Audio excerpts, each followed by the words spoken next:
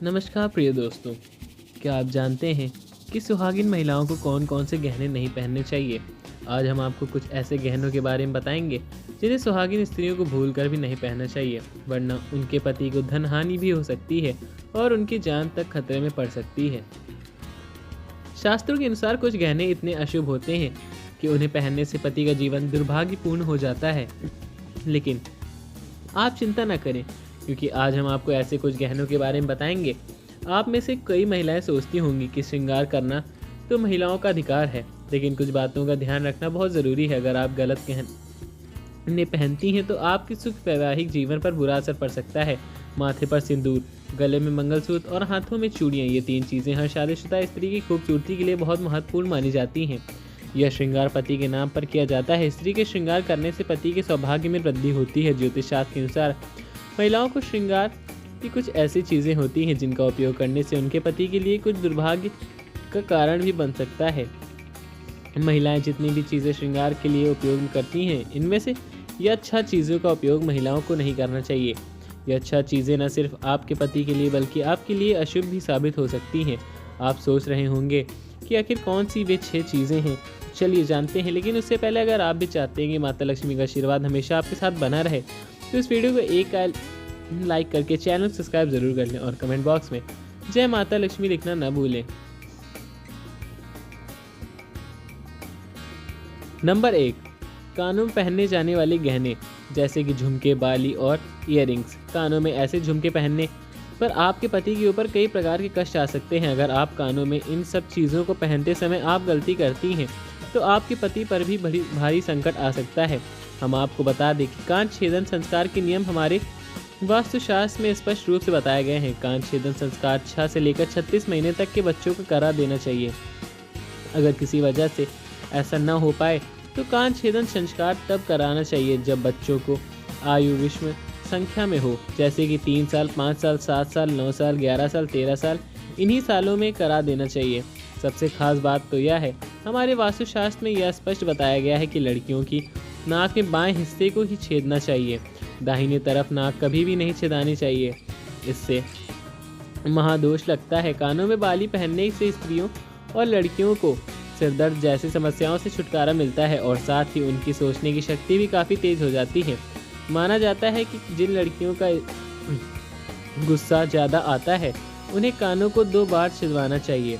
ऐसे करने से उनका गुस्सा काफ़ी हद तक कम हो जाता है। वास्तुशास्त्र के अनुसार पीतल से बने हुए गहने को कान में कभी ना पहनना चाहिए। ऐसा करने से दोष लगाता है। माना जाता है कि भिन्न भिन्न प्रकार की धातुओं से बने आभूषणों को धारण करने से आपके पति तमाम तरह की परेशानियों का सामना कर सकते हैं। वास्तुशास्त्र के अनुसार कानों में सोने या चांदी का आभूषण ही पहनने चाहिए। सोने और चांदी को वास्तुशास्त्र में बहुत शुभ माना जाता है। कानों में सोना, चांदी और धारण करने से किसी प्रकार का दोष आपके निकट नहीं आएगा। अगर आप भी किसी अन्य धातु से बनी हुई चीज़ों का प्रयोग अपने श्रृंगार में करते हैं तो ऐसा न करें। इससे आपका स्वाद भी बिगड़ सकता है और आपके ऊपर दोष भी लग सकता है। यही नहीं, इससे का आपके पति पर भी सबसे ज़्यादा असर पड़ सकता है। छोटी कन्याओं को अक्सर लोग 5 या 10 रुपए की बाली लाकर दे देते हैं। ऐसा करना बहुत ही अशुभ माना जाता है। अगर आप भी चाहते हैं किसी भी कारण ये सोना या चांदी की बाली नहीं ला सकें तो आप नीम की लकड़ी कान में डाल सकते हैं। अगर आप सोने या चांदी नहीं खरीद पा रहे हैं तो नीम की एक लकड़ी कान में पहना सकते हैं। अपने बड़े बुजुर्ग तो यह ज़रूर सुना होगा कि कानों में कभी खाली नहीं रखना चाहिए। इसलिए अगर आप भी सोना या चांदी आभूषण नहीं खरीद पा रहे हैं तो नीम की लकड़ी कानों में डाल सकते हैं, अन्यथा आपका वैवाहिक जीवन खराब हो सकता है और उसका दोष भी लग सकता है। नंबर 2, सुहागिन महिलाओं के हाथों में रंग बिरंगी चूड़ियाँ उनके सुहागिन होने का प्रतीक होती हैं। वास्तुशास्त्र में चूड़ियों को बहुत ही शुभ माना गया है, इसलिए हर सुहागिन महिलाओं को चूड़ी अवश्य पहननी चाहिए। लेकिन कभी भी किसी महिलाओं को टूटी हुई चूड़ी नहीं पहननी चाहिए। चूड़ियाँ पहनते समय या उतारते समय जिनमें दरार आ जाती है या हल्की से टूट जाती हैं, ऐसी चूड़ियों को वास्तुशास्त्र में बहुत अशुभ बताया गया है। अगर आप टूटी हुई या दरारदार चूड़ियाँ पहनती हैं तो इसका अशुभ फल आपके पति को भुगतना पड़ेगा।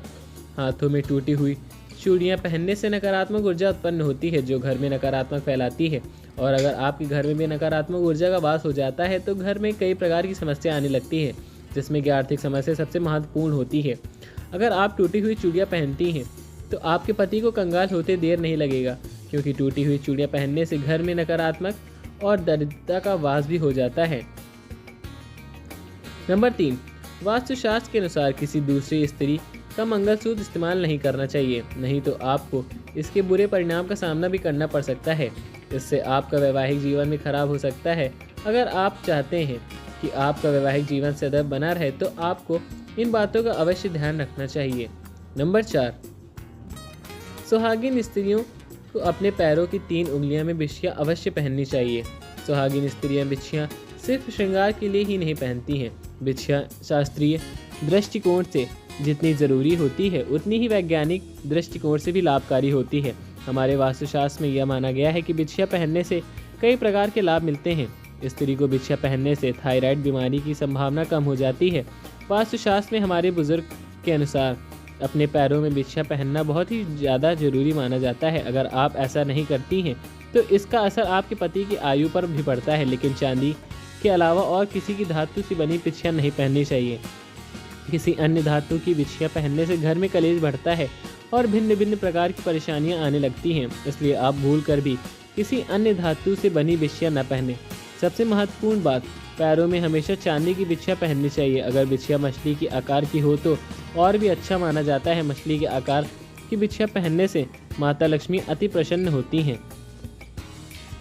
नंबर 5, महिलाओं को भूलकर भी लोहे या स्टील का अन्य किसी की धातु की पायल नहीं पहननी चाहिए। अगर आप लोहे, स्टील या अन्य किसी धातु की पायल पहनती हैं तो इससे बहुत ही अशुभ माना जाता है।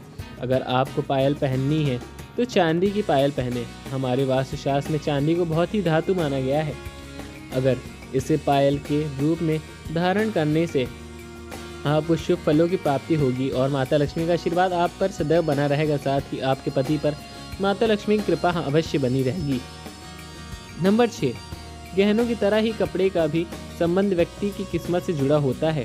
हम रोज़ कपड़े पहनते हैं, इसका भी कुछ हमारे वास्तुशास्त्र में नियम बताए गए हैं। कुछ ऐसी गलतियां हैं जो आमतौर पर घर में महिलाएं कर बैठती हैं और इसी कारण से आपके घर में गरीबी आ जाती है। फिर कुछ लोग कहते हैं हमने तो भगवान की पूजा पाठ अच्छे से की, लेकिन फिर भी हमें दरिद्रता का मुँह देखना पड़ रहा है। कपड़े न सिर्फ तन को ढकते हैं बल्कि उनमें हमारा चरित्र और व्यवहार भी झलकता है। वास्तुशास्त्र के अनुसार कपड़ों के नियम का पालन भी अब मनुष्य को हमेशा करना चाहिए। कहा जाता है कि मनुष्य की पहचान उससे कपड़े से होती है। आजकल फैशन के दौर में कई लोग फटे कपड़े, जीन्स टॉप पहनते हैं और कभी कभी अगर कपड़े की सिलाई खुल जाने के बाद भी उन्हें नहीं सिलवाते हैं। ऐसा ही कई गलतियां महिलाओं भी करती हैं। हमारे वास्तुशास्त्र के अनुसार ऐसे कपड़े का पहनना बहुत ही अशुभ माना जाता है। जिस महिलाओं के कपड़े फटे हों उनके असर उनके पति पर अवश्य पड़ता है। शुक्रवार और शनिवार के दिन फटे कपड़े पहनने से शुक्र और शनि का प्रभावित हो सकते हैं और अशुभ घटनाओं के लिए जिम्मेदार वही होते हैं। वेदों और पुराणों के अनुसार कहा जाता है कि कटे फटे कपड़े शारीरिक क्षमता और ऊर्जा से नष्ट हो जाती है। अगर हम ऐसे कपड़े पहनते हैं तो हमारा शरीर कई प्रकार की बीमारियों का घेरा बन जाता है। इनमें तरह तरह की बीमारियां आने लगती हैं। शुक्र और शनि ग्रह से बचने के लिए आपको शुक्रवार और शनिवार के दिन कटे फटे कपड़े नहीं पहनने चाहिए। अगर किसी कपड़े की कोई सिलाई खुल गई है तो उसे तुरंत ठीक कर देना चाहिए। जो कपड़े ज़्यादा ही फट गए हैं, उनकी सिलाई अधिक खुल गई हो, या तो तुरंत ठीक करवा लें, ना तो शुक्रवार और शनिवार को ना पहने। ध्यान दें कि शनिवार के दिन कभी भी नए कपड़े नहीं पहनना चाहिए। नए कपड़े सिर्फ बुधवार और बृहस्पतिवार के ही दिन पहनने चाहिए। अगर आप भी नए कपड़े खरीद लाते हैं तो उसे बुधवार या बृहस्पतिवार से ही पहनना शुरू करें। प्रिय दोस्तों, अगर आपको हमारी यह जानकारी अच्छी लगी हो तो वीडियो को एक लाइक करके चैनल को सब्सक्राइब ज़रूर कर लें और कमेंट बॉक्स में जय माता लक्ष्मी लिखना ना भूलें। मिलते हैं आपको अगली नई वीडियो में, तब तक के लिए धन्यवाद। जय श्री राम, जय बजरंगबली।